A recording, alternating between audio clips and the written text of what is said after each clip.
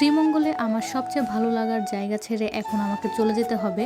High, কি অবস্থা সবার? শ্রীমঙ্গল নিয়ে এটা আমার লাস্ট ব্লগ হতে যাচ্ছে।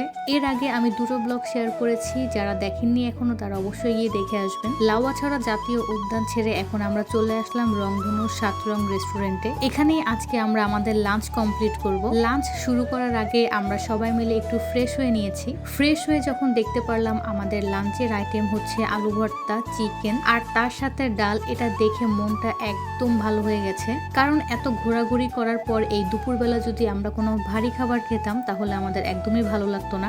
বাই দা ওয়ে, আমি কিন্তু চান্সে আমার ড্রেসটা আবার চেঞ্জ করে নিয়েছি, কারণ একদিনের মধ্যে এতগুলো জায়গা ঘুরে কভার করছি, তাই ভাবলাম লোকেশন অনুযায়ী যদি ড্রেসটা চেঞ্জ করে নিজের কাছে একটু ভালো লাগবে। যাই হোক, সুন্দর একটা লাঞ্চ করার পর আমরা আবার বের হয়ে গেলাম। এখানে আমাদের লাঞ্চের ব্রেক প্রায় 2 ঘন্টার মতো দিয়েছে। এই জায়গাটাতে আসলে দেখার মতো কোনো কিছুই ছিল না। দেখতে দেখতে কিন্তু আসরের আজান দিয়ে দিয়েছে। এখানে আমরা ডিসকাস করছিলাম যে আমরা নেক্সট প্লেসে গিয়ে কি করব। অনেকেই আমার এই ড্রেস দেখে আমার ইনবক্সে গিয়ে জিজ্ঞেস করবেন এই ড্রেসটা আমি কোন পেজ থেকে নিয়েছি। সো সবার জন্য বলে দিচ্ছি, এটা কোনো পেজ থেকে নেওয়া হয়নি, এটা আমি মার্কেট থেকেই নিয়েছি। আর 2-1 মিনিটের মধ্যে কিন্তু আমরা আবার রওনা দিয়ে দিব নেক্সট প্লেসের জন্য। বলতে বলতেই কিন্তু আমাদের চাঁদের গাড়ি ছেড়ে দিয়েছে। এখন আমরা যে প্লেসে যাচ্ছি সেই প্লেসটা কিন্তু অনেক বেশি ফেমাস। চলেই আসলাম আদি নীলকণ্ঠ কেবিনে। শ্রীমঙ্গলে যারা এসেছেন আমার মনে হয় না কেউ এই প্লেসটা বাদ দিয়েছেন। এই প্লেসটা ফেমাস 7 কালারের চায়ের জন্য, কিন্তু আনফরচুনেটলি আমরা এখান থেকে কোনো চাই খাইনি। এখানে বসে আমরা অর্ডার করেছিলাম পুরি খাওয়া দাওয়া শেষে ডালপুরি খাওয়ার পরে আমরা চলে আসলাম বাহিরে একটু এক্সপ্লোর করতে, কারণ আর কিছুক্ষণের মধ্যেই কিন্তু সূর্যের আলো চলে যাবে। এই নীলকণ্ঠ কেবিনের পাশেই কিন্তু সুন্দর সুন্দর চা বাগান আছে, বাট আনফরচুনেটলি এই চা বাগানগুলোতে প্রবেশ নিষেধ ছিল। আর নিষেধ থাকা সত্ত্বেও আমরা একটুখানি চেষ্টা করেছি সেই চা বাগানের ভিতরে গিয়ে ফটোশুট করার, যদিও এর জন্য আমরা অনেক বেশি বকা খেয়েছি।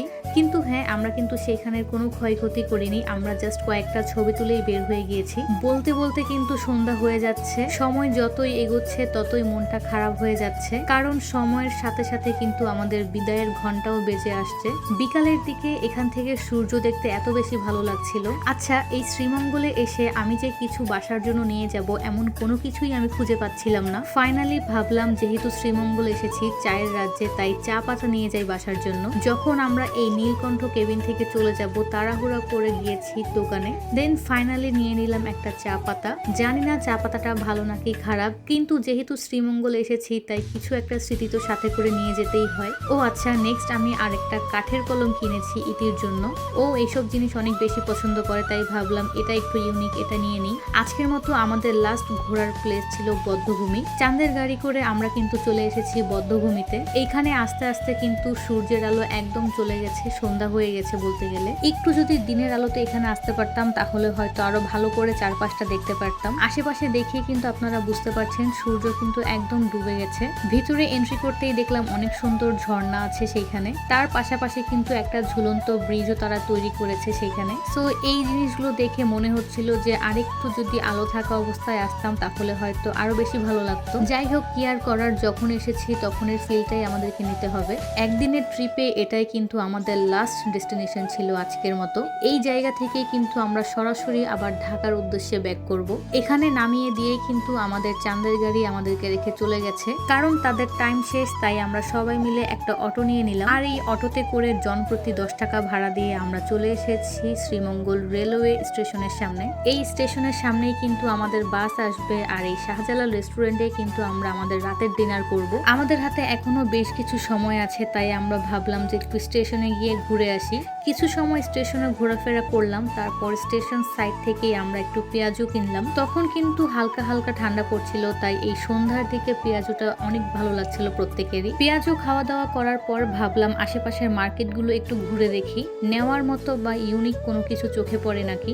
কিন্তু সেইখানে প্রত্যেকটা জিনিসেরই প্রাইস অনেক বেশি হাই ছিল। ঢাকার মধ্যে যেগুলো আমরা 200-300 টাকার মধ্যে পেয়ে যাই, সেখানে প্রাইসগুলো চাচ্ছিল 7 থেকে 800 টাকার মধ্যে। দেন সেখান থেকে আমরা কোনো কিছুই কিনতে পারলাম না, আবার চলে আসলাম চা খাওয়ার জন্য। চা খাওয়ার পরেই কিন্তু আমরা চলে এসেছি রাতে ডিনার করার প্লেসে। এখানে এসে আমি আবার ড্রেস আপ চেঞ্জ করে ফেললাম, যেহেতু বাসায় ব্যাক করব। আর সারাদিন অনেক বেশি ধকল গেছে, তাই ভাবলাম একদম রিল্যাক্সে যাই, কারণ বাসে গিয়েই তো এক ঘুম দিব। কিছুক্ষণ বসে থাকার পরেই কিন্তু আমাদের ডিনার চলে এসেছে। আমাদের ডিনার আইটেম ছিল পোলাও, রোস্ট আর তার সাথে ছিল একটা ডিম, যেটা আমি একদমই আশা করিনি, তাই ডিমটা দেখে আমি অনেক বেশি শকড ছিলাম। এই রেস্টুরেন্টে রাইসের পরিমাণ এত বেশি দিয়েছে, প্রত্যেককে কম বেশি সবাই রাইস নষ্ট করেছে, যে জিনিসটা আমার একদমই পছন্দ না নষ্ট করা। আনফরচুনেটলি আমার নিজেরও নষ্ট হয়েছে অনেক কিছুই। খাওয়া দাওয়া শেষ আর বিদায়ের ঘন্টা কিন্তু বেজে উঠেছে আমাদের প্রত্যেকেরই। এরই মধ্যেই কিন্তু আমাদের বাস চলে এসেছে আমাদেরকে রিসিভ করার জন্য। একদিনের এই শ্রীমঙ্গল ট্রিপ আমাদের প্রত্যেকের কাছেই বেশ ভালো লেগেছে, তাই চলে যাওয়ার সময় প্রত্যেকের মনই অনেক বেশি খারাপ ছিল, কিন্তু কিছু করার নেই, চলে তো যেতেই হবে। ফাইনালি বাসে উঠে গেলাম ঢাকায় যাওয়ার জন্য। বাসে উঠে কারোর সাথে কারো কথা বলার সময় নেই, প্রত্যেকে একদম ঘুম দিয়ে দিয়েছে। মাঝখানে আমাদেরকে 2বার বিরতি দিয়েছে। দেন আমরা ভোরের মধ্যেই চলে এসেছি ঢাকায়। আমাদের বাস থেমেছে আমাদের ভার্সিটি ক্যাম্পাসের সামনেই। চলে আসলাম শ্রীমঙ্গল থেকে ঢাকায়, এখন চলে যাব বাসায়। এই ছিল আমার শ্রীমঙ্গল ট্রিপ। আজকের মতো এতটুকুই। আল্লাহ হাফেজ।